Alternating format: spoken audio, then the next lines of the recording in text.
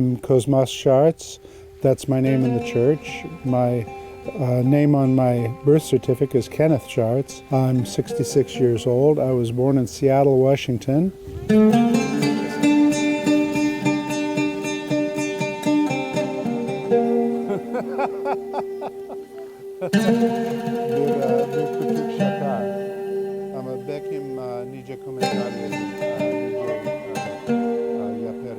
Olacağım Comrat'a ya da dönersin mi Kişinev'e? Kişinev'e şimdi dönmeyeceğim. Bir aydan sonra döneceğim. Aha. Ya da 5 olmaya. Var mı 5 olmadan olur? Aha. Ama var nasıl bırakayım комментариями Чукинде? Да, первый год, когда только первый раз приехал Баба Космос, мы поехали в Бешалму, в мое родное село, и моим родственникам заехали. Были в музее, у мельницы были. И вот тогда я заметила, что мы как будто, несмотря на то, что человек из Америки, мы общаемся очень легко, как будто соседи. И было очень приятно, что это впервые я так слышу, чтобы иностранец выучил наш язык и обращался к нам на нем. Потом я поняла, что если кто-то знает твой родной язык, это сближает.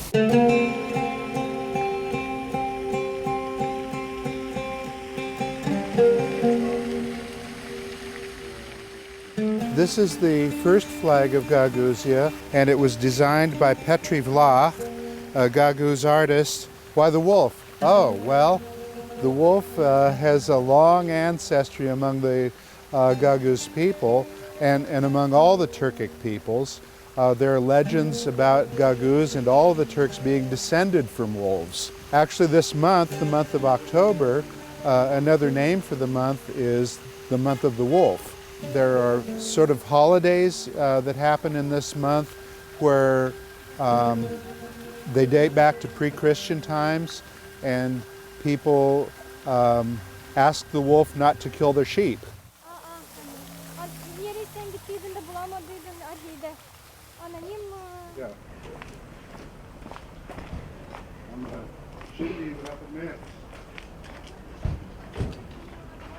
Russian is more dominant in Comrat than the Găgăuz language. It's not a bilingual situation. It's what linguists call a diglossia situation, where one language is dominant, and the dominant language is not the native language. The dominant language is the Russian language. So the Găgăuz language is in danger of being lost. The United Nations, UNESCO, said that it might be another 40 years before it disappears. You say that to some Găgăuz people and they say, oh, well, that's impossible. There are a lot of people in the villages that speak it, but the people in the villages that speak it are more the old people.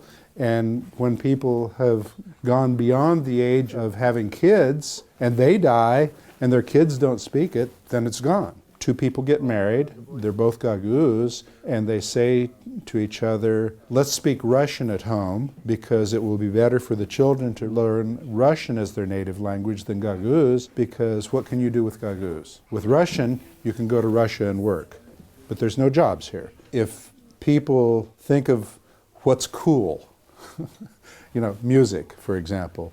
Are you going to listen to songs on the radio in Găgăuz, or are you going to listen to songs on the radio in Russian? If you want to read a novel, there aren't very many novels in Găgăuz, but are you going to read a novel in Russian, or are you going to read a novel in Găgăuz? When you look at the news, which do you pick? And so as people form the habit of doing one or the other, then one language becomes stronger in another.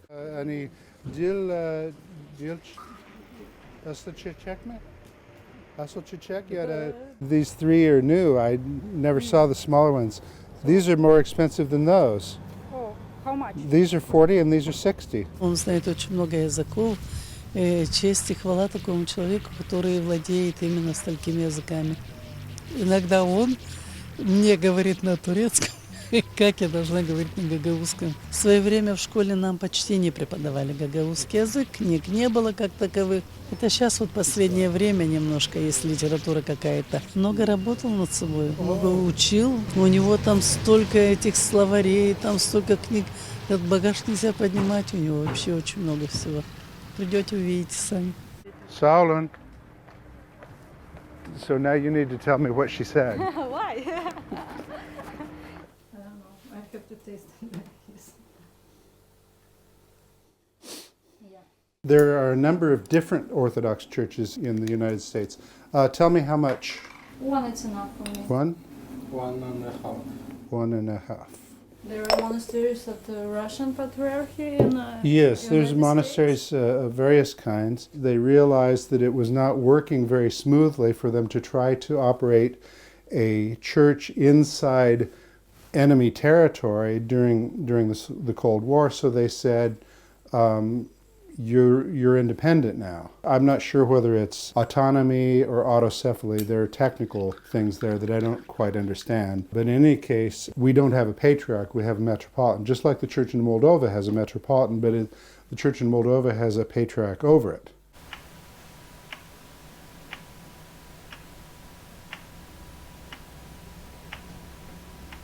In 2011, I spent 4 months in Greece, staying at various monasteries, and I had been given the possibility of going to Turkey for 1 week. Now, I already knew Turkish. I knew Turkish from 1978 when I was living in Greece, and I learned it at that time. But I hadn't been using Turkish for a long time. And I was so happy to get to Istanbul and speak Turkish again, because I really do like the language.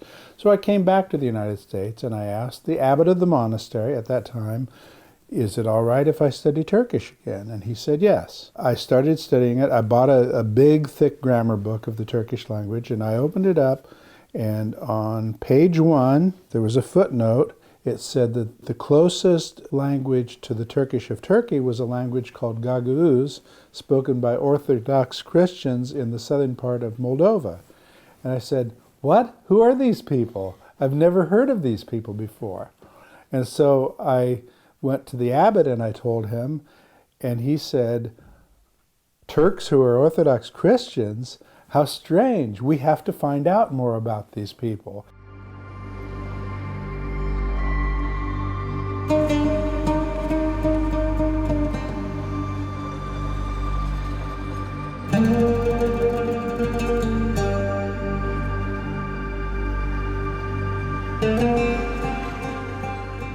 One of the things that I discovered about the difference between the găgăuză language and the Turkish language is not vocabulary, but it's grammar. The găgăuză have been in contact so much by being Orthodox Christians with people that speak European languages, with the Greeks, with the Bulgarians, with Romanian speakers, and with Russian, that the grammar has become more like a European language in some ways.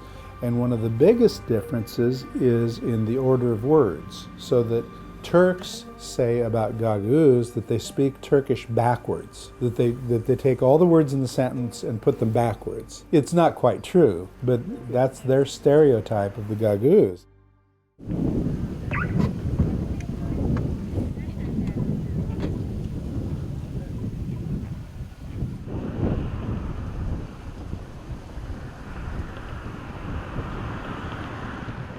There's a lot of work, there's a lot of services in the Orthodox Church, and there's going to be work for years. Why an American should do it? Why not?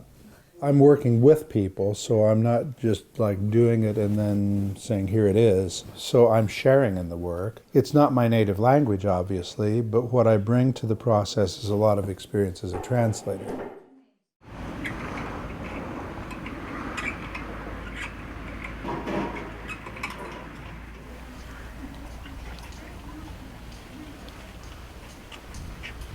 One of the things that I enjoy about being here in Moldova is that people understand what I am. And when I walk down the street in a city in California, people yell at me, they say, hey wizard, hey Mohammed. They think that, I'm a Muslim, or call me rabbi, or something like that.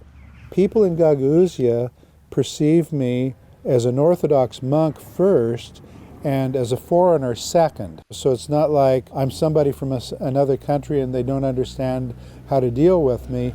I fit into a category they already know.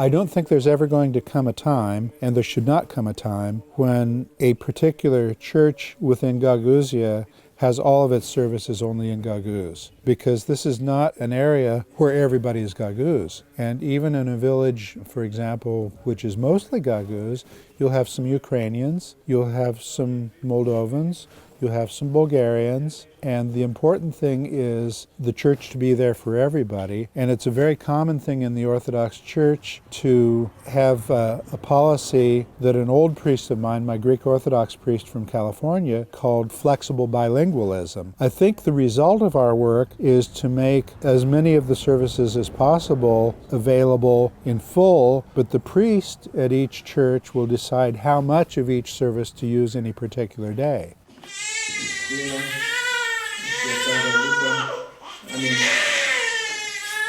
Мы все прекрасно знаем, что был некий период, когда Бог, церковь, вера, эти слова были под запретом. Понятно, что в советский период никто бы не взялся бы и не дал бы этого делать. Сейчас уже другие времена, и с Божьей помощью потихоньку это дело идет вперед. Молитва, которая человек молится на родном языке, это, во-первых, это осознанная молитва, во-вторых, она исходит из самого сердца, потому что родной язык – это часть души, часть человека. И очень важно молиться, общаться в церкви на родном языке.